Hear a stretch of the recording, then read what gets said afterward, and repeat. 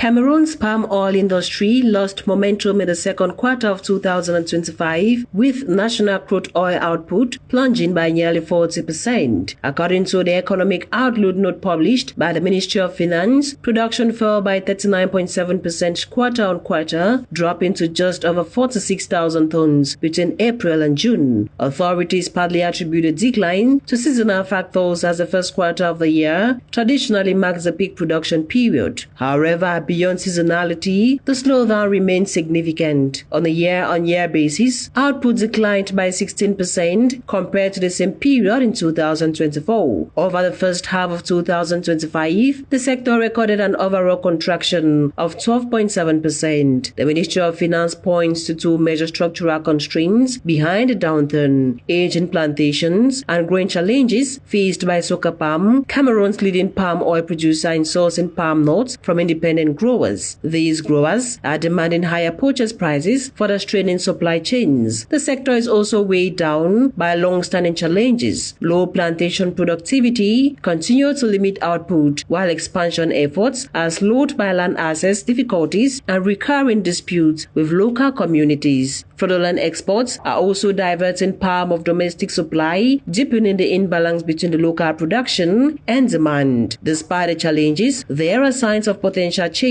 New entrants are positioning themselves in the sector, including Opalm, which plans to begin construction of a palm oil processing plant in the Nyong and Kele division of the Central region in the first quarter of 2026. The economic stakes are high. Increasing local production could help reduce imports and relieve pressure on Cameroon's trade balance. The Minister of Agriculture, Gabriel Bairobi, estimates annual palm oil inputs at close to 100 billion CFA franc, making the product one of the heaviest contributors to the country's trade deficit. With demand continuing to outplay supply, the performance of new investments and reforms in the palm oil sector could prove critical for Cameroon's food security and economic stability in the years ahead.